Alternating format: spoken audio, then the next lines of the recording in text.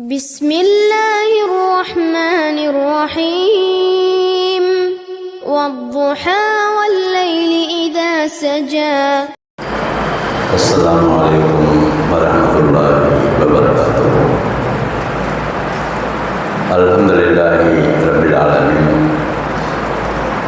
والعاقبة للمتقين والصلاة والسلام على رسول الله صلى الله عليه وسلم وآله وصحبه أجمعين أما بعد.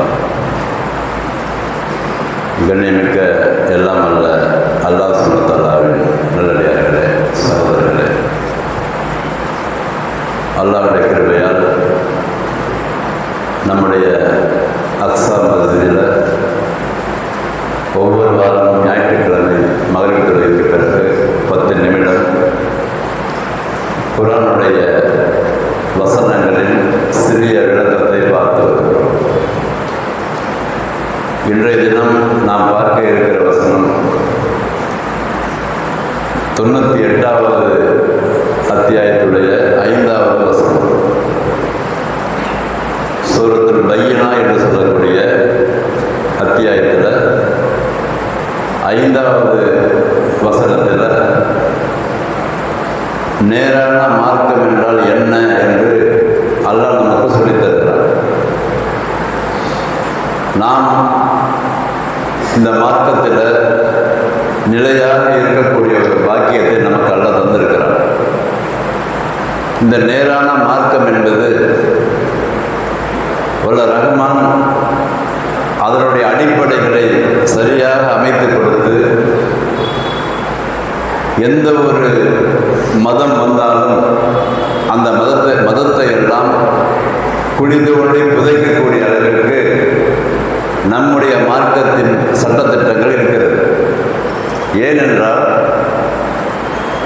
இந்த மார்க்கத்துடைய சட்டத்திட்டங்களை பொறுத்தவரை ஏதோ மனிதர்களால் உருவாக்கப்பட்டதல்ல, மாறாக படைத்து வளர்த்து பரிபாலனம் செய்கிற வல்ல ரஹ்மான் மனிதனுக்காக ஏற்பாடு செய்யப்பட்ட காரணத்தினால இதனுடைய அடிப்படை விஷயங்களை யாராலும் அழித்து விட முடியாது. யாருமே நடைமுறைப்படுத்தவில்லை என்று சொன்னாலும் இந்த மார்க்கத்திற்கு எந்த பிரச்சனையும் கிடையாது. ஏன்? அடிப்படை ரொம்ப ஸ்ட்ராங்காக இருக்கிறது, அதனுடைய வேர்கள் ரொம்ப ஆழமாக இருக்கிறது. உலகம் அழிகின்ற வரை மனித குலத்திற்கு அது செல்லுகின்ற பாதையை தெளிவாக வல்ல ரஹ்மான் அறிவித்து கொடுத்து கொண்டே இருக்கிறார். ஒரு கட்டத்தில் எல்லா மொழிகளுக்கும் எல்லா இடங்களுக்கும் வல்ல ரஹ்மான் நபிமார்களை அனுப்பி வைத்து மார்க்கத்துடைய சட்டத்திட்டங்களை போதிப்பதற்காக சொல்லிக் கொடுத்து கொண்டே இருந்தார். ரசூல் ஸல்லல்லாஹு அலைஹி வஸல்லம் அவர்களை இறுதி நபியாக அறிமுகப்படுத்தி மார்க்கத்துடைய சட்டத்திட்டங்களை எல்லாம் பரிபூர்ணமாக ஆக்கிவிட்டார். அல் யௌம அக்மல்து லக்கும் தீனக்கும் வ அத்மம்து அலைக்கும் நிஅமதி வ ரலைத்து லக்கும் இஸ்லாம தீனா. 3வது அத்தியாயம் 5வது வசனத்தில் அல்லாஹ் சொல்கிறார். அப்போ பரிபூர்ணமாக ஆக்கப்பட்ட இந்த மார்க்கத்தில் இந்த வசனத்தில் சில குறிப்பிட்ட விஷயங்களை மாத்திரம் கண்டிப்பாக செய்ய வேண்டும் என்று அல்லாஹ் சொல்கிறார். எப்படி? வமா உமிரு இல்லா லியஅபுதுல்லாஹ முஹ்லிஸீன லஹுத்தீன். வமா உமிரு இல்லா லியஅபுதுல்லாஹ முஹ்லிஸீன லஹுத்தீன். இது ஒரு பாயிண்டை இந்த வசனத்தில் அல்லாஹ் சொல்கிறார். என்னன்னு சொன்னால், மார்க்கத்தை அவனுக்கு மாத்திரமே உரித்தாக்கி இருக்க வேண்டும். வழிபாட்டு முறைகளை அல்லாஹ்வுக்கு மாத்திரமே உரித்தாக்கி இருக்க வேண்டும். அல்லாஹ்வுக்கு மாத்திரமே உரித்தாக்கக்கூடிய வழிபாட்டு முறைகளை அது முஹ்லிஸாக இருக்க வேண்டும். முஹ்லிஸ் என்று சொன்னால் சுத்தமாக இருக்க வேண்டும். எந்த கலப்பும் அதில் வந்துடக்கூடாதுன்னு அர்த்தம். இந்த வசனத்துக்கு எந்த கலப்பும் இல்லாமல் மார்க்கத்துடைய வழிபாட்டு முறைகளை அவனுக்கு மாத்திரமே நிறைவேற்ற வேண்டும். அப்படி சொல்லிட்டு ஹுனஃபா வயுகீமு ஸலாத்த வயூது ஸகாத் வதாலிக தீனுல் கையிமா என்று அல்லாஹ் சொல்றார். எப்படி? ஹுனஃபா என்று சொன்னால் எல்லா விற்றை விட்டும் என்ன செய்யணும்? அது விலகி இருக்க வேண்டும். எல்லா விதமான அசிங்கங்களை விட்டு விலகி இருக்க வேண்டும், எல்லா விதமான ஷிர்கை விட்டு விலகி இருக்க வேண்டும் என்று அர்த்தம் இருக்கு. அப்படி எல்லா விதமான ஷிர்கை விட்டு விலகி யுகீமுஸ்ஸலா, அவர்கள் தொழுகையை நிலைநாட்ட வேண்டும், ஸகாத்தை கொடுக்க வேண்டும். ஸாலிக தீனுல் கய்யிம, இதுதான் உறுதியான மார்க்கத்திற்கு அடிப்படையாக இருக்கிறது என்று சொல்லி வல்ல ரஹ்மான் இந்த ஆயத்தில் பதிவு செய்கிறார். இந்த ஆயத்தில் சொல்லப்பட்ட விஷயம் 3 தான். ஒன்று என்ன, வழிபாட்டு முறைகளை எந்த காரணம் கொண்டும் யாருக்காகவும் செய்துவிடக்கூடாது. எந்த வழிபாடாக இருந்தாலும் அல்லாஹ்வும் தூதரும் காட்டி கொடுத்த வழிபாட்டு முறைகளில் எந்த வழிபாட்டு முறைகளாக இருந்தாலும் அந்த வழிபாட்டு முறைகளில் உள்ளத்தின் அடித்தளத்தில் ஏற்படுகிற அந்த நியத்து மிகவும் சரியாக இருக்க வேண்டும். அப்படி சரியாக இல்லை என்று சொன்னால் அந்த அமல் ஏற்றுக்கொள்ளப்படாது. அது எவ்வளவு பெரிய அமலாக வேணாலும் இருக்கட்டும். இதுதான் நம்முடைய இந்த அடிப்படை, இந்த நேரான மார்க்கத்துடைய அடிப்படை என்று அல்லாஹ் பதிவு செய்கிறான். அது மாத்திரம் இல்லாமல் இதைத்தான் எல்லோருக்குமே அல்லாஹ் கட்டளையிட்டதாக பதிவு செய்கிறார் இந்த ஆயத்தில். எத்தனை நபிமார்கள் இந்த உலகத்திற்கு வந்தார்களோ அத்தனை பேர்களுக்குமே இடப்பட்ட கட்டளை என்னது, மார்க்கத்துடைய வணக்க வழிபாடுகளை முழுக்க முழுக்க சுத்தமானதாக இருக்க வேண்டும். எப்படி அது சுத்தமானதாக எப்படி மாறும் என்று சொன்னால், நாம் செய்வதற்கு முன்பாக அந்த அமலை, நான் இந்த செயலை என்னை படைத்து வளர்த்து பரிபாலனம் செய்கிற அல்லாஹ்வுக்காக மாத்திரம்தான் செய்கிறேன். இதில் எந்த விதமான கலப்பு இருந்துவிடக்கூடாது. அந்த செயலை செய்வதற்கு முன்பாக நியத்தி என்று சொல்லக்கூடிய அந்த விஷயத்தில் ரொம்ப சர்வ ஜாக்கிரதையாக இருக்க வேண்டும். ரசூலுல்லாஹ் சொல்லிக் கொடுக்குறாங்க, ஒரு இபாதத்தை செய்யும் பொழுது அந்த இபாதத்துக்குள்ளார அந்த இபாதத்தை ஆரம்பிக்கும் பொழுது இந்த செயலை நான் அல்லாஹ்வுக்காக செய்கிறேன் என்ற எண்ணம் உனக்கு உள்ளத்தில் வர வேண்டும் ரசூலுல்லாஹ் சொல்கிறாங்க. அதுக்கு பிறகு அந்த செயலை செய்து கொண்டிருக்கும் போது இடையில சைத்தான் வழிமறித்து தன்னுடைய பெருமைக்காகவும் விளம்பரத்திற்காகவும் இன்னும் பல உலக காரியங்களுக்காகவும் சில வருமானத்திற்காகவும் பெயர் புகழுக்காகவும் செய்ய தூண்டுவான். நீங்கள் அப்பொழுதும் அல்லாஹ்விடத்தில் துஆ செய்து கொள்ள வேண்டும். அந்த காரியத்தை முடித்த பிறகு, அந்த வழிபாட்டை முடித்த பிறகு இறுதியில் அல்லாஹ்விடத்தில் துஆ செய்து கொள்ள வேண்டும். எப்படி, யா அல்லாஹ், இந்த செயலை உனக்காக ஆரம்பித்தேன், உனக்காக தொடர்ந்து செய்கிறேன், முடிக்கும் போதும் உனக்காக தான் செய்திருக்கிறேன், என்னை சைத்தான் வழிகெடுக்கிறான், அதன் காரணத்தினால அஸ்தக்ஃபிருல்லாஹ் அஸ்தக்ஃபிருல்லாஹ் அஸ்தக்ஃபிருல்லாஹ், என்னை மன்னித்து விடு என்று சொல்லி இபாதத்து செய்த பிறகு அல்லாஹ்விடத்தில் பாவ மன்னிப்பு தேட வேண்டும் என்று சொல்லி ரசூலுல்லாஹ் சொல்லி கொடுத்தாங்க. அதுக்காக நம்ம தொழுது முடிச்சோன்னு சொல்கிறோம். இப்போ என்ன சொல்கிறோம், அல்லாஹ் அக்பர் சொல்லிட்டு அஸ்தக்ஃபிருல்லாஹ் சொல்கிறோமா இல்லையா?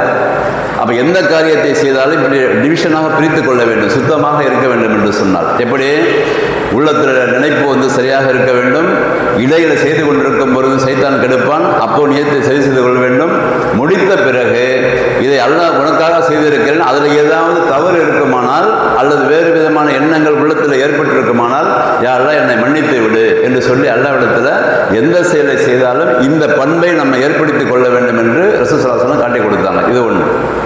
அதுக்கு பிறகு இந்த ஹுனஃபா என்ற வார்த்தையில் வரக்கூடிய இந்த யுகீமு ஸலா வருதில்ல, அந்த யுகீமு ஸலா சொல்லும்பொழுது அல்லாஹ் சொல்கின்றான், எல்லா விதமான இணை வைப்பை விட்டு ஒதுங்கியவர்களாக நீங்கள் தொழ வேண்டும். எல்லா விதமான இணை வைப்பை விட்டும் நீங்கள் தொழ வேண்டும், ஜக்காத்து கொடுக்க வேண்டும் என்று சொல்லுவார். அங்கே என்ன இணை வைப்பு எப்படி வரும் என்று சொன்னால், ரசூலுல்லாஹ் சொல்கிறாங்க, ஒரு மனிதர் அல்லாஹ் அக்பர் என்று கையை கட்டுகிறார். ரசூலுல்லாஹ் பிராக்டிக்கலாக சொல்லிக் கொடுக்குறாங்க. ஒரு மனிதர் அல்லாஹ் அக்பர் என்று கையை கட்டுகிறார். அவர் சாதாரணமாக தொழுது கொண்டிருக்கிறார். ஆனால் அவருக்கு தெரிந்தவர்கள் யாராவது வந்தாலோ அல்லது அவருக்கு மேலுள்ள அதிகாரிகள் யாராவது வந்தாலோ தன்னுடைய அந்த தொழுகையை அழகுபடுத்துகிறார். அது கையெல்லாம் கரெக்டாக கட்டிக்கொள்கிறார். சைதா செய்யும்போது அதிகமாக செய்கிறார். பயபக்தி உள்ளது போன்று காட்டிக்கொள்கிறார். இப்படி செய்கின்ற அந்த தொழுகையில் செய்கின்ற இந்த சின்ன விஷயங்கள் கூட அல்லாஹ்விடத்தில் சின்ன சிறுக்காக மாறும்னு ரசூலுல்லாஹ் சொல்லி கொடுக்குறாங்க. அந்த தொழுகையில் சாதாரணமாக அந்த அழகுபடுத்துறது, அடுத்தவங்களுக்காக தொழுகிறது, அடுத்தவங்களுக்கு காண்பிப்பதற்காக தொழுகிறது, அல்லது தன்னை தொழுகையாளி என்று காட்டிக்கொள்வதற்காக தொழுதல், அல்லது வேறு காரணங்களுக்காக தொழுதல், இவைகள் எல்லாம் அல்லாஹ்வால் ஏற்றுக்கொள்ளப்படாமல் தண்டனைக்குரிய குற்றம் என்று ரசூலுல்லாஹ் சொல்கிறாங்க. எப்படி ப்ராக்டிக்கலாக சொல்லிக் கொடுக்குறாங்க. ஏப்பா, நீ தொழுத தொழுகை யாருக்கும் காண்பிப்பதற்காக நீ தொழுத, அப்போ கூலி அவங்கள்ட்ட தான் நீ வாங்கிக்கணும். மறுமை நாள் அல்லாஹ் சொல்வதாக ரசூலுல்லாஹ் சொல்லி கொடுக்குறாங்க. எப்படி, யாருக்காக நீ அமல் செய்தாயோ அவங்களுக்காக தான் செஞ்ச, அப்போ அவங்களுக்காக செஞ்ச போது என்னட்ட எப்படி உனக்கு கூலி கிடைக்கும்? அதுதான், அதனால தான் அங்கே வந்து ஜக்காத்தையும் தொழுகையையும் கண்டினியூவாக சொல்கிறான் அல்லாஹ். இங்கே ஜக்காத்து கொடுப்பதாக இருந்தாலும் மற்ற காரியங்கள் தர்மம் செய்வதாக இருந்தாலும் அந்த காரியங்களை செய்து முடிக்கும் பொழுதும் ஆரம்பிக்கும் பொழுதும் இடையிலும் முழுக்க முழுக்க உங்கள் எண்ணத்தை தூய்மையாக ஆக்க வேண்டும்.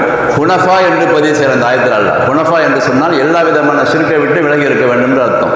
ஹனஃபா என்று சொன்னால் எல்லாத்தையும் விட்டு விலகி இருந்தான். ஹுனஃபா என்று சொன்னால் எல்லா விதமான அனைத்து ஷிர்க்கை விட்டும் விலகி இருந்து இந்த தொழுகையையும் இந்த ஜக்காத்தையும் கொடுக்க வேண்டும். ராலிக்க தீனுல் கையுமா, இதுதான் நேரான மார்க்கம். இந்த நேரான மார்க்கத்துடைய அடிப்படையே முதல் விஷயமே இதுதான். இஹ்லாஸ் என்று சொல்லக்கூடிய எண்ணம் இருக்க வேண்டும்.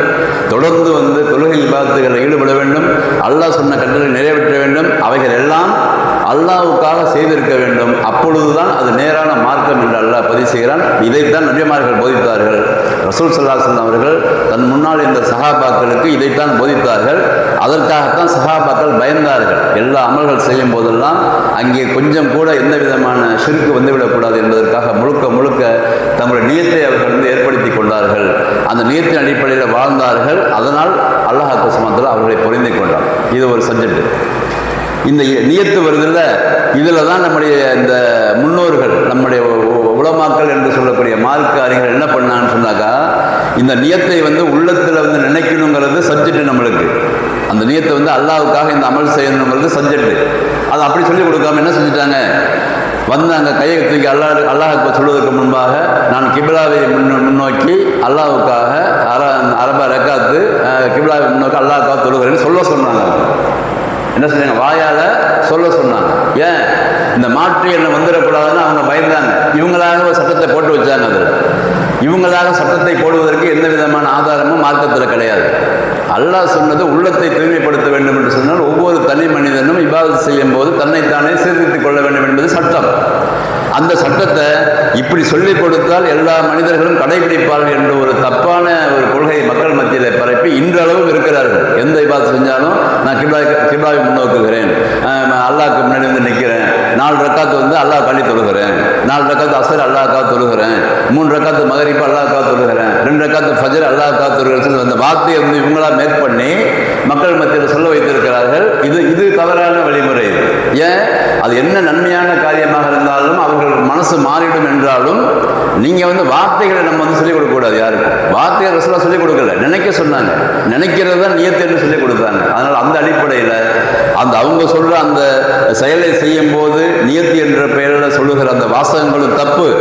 அதே மாதிரி எந்த நியத்து இல்லாமல் தொழுவதும் தப்பு. எந்த நியத்து இல்லாமல் நம்ம தொழக்கூடாது. என்ன செய்யணும், அல்லாஹ் வந்து பாங்க சொல்லியிருக்கிறாங்க, அல்லாஹ்வுக்காக இந்த தொழுகையை நாம் தொழ வேண்டும், அதற்காக வருகிறேன் என்றும் ஒழு செய்யும் போது நியத்து செய்ய வேண்டும். இந்த ஒழுவை நான் வந்து தொழுகைக்காக செய்கிறேன் நியத்து இருக்க வேண்டும். அந்த நியத்து என்பது வாயால் மொழிவதல்ல, உள்ளத்தில் நினைப்பது என்பதை சொல்லிக் கொடுத்தார்கள். அப்போ இந்த மார்க்கம் நேரான மார்க்கம் என்பது ரொம்ப பர்ஃபெக்டாகவும் தூய்மையாகவும் இருக்கிறது. அந்த அடிப்படையில் இன்ஷா அல்லாஹ் புரிந்து கொண்டு செயல்படக்கூடிய பாக்கியத்தை நம் அனைவருக்கும் வல்லரஹ்மான் தந்து அருள் வழிப்பானாக. வாஹிரு தஅவானா அல்ஹம்துலில்லாஹி ரப்பில் ஆலமீன். அஸ்ஸலாமு அலைக்கும் வரஹ்மத்துல்லாஹி வபரகாத்துஹு.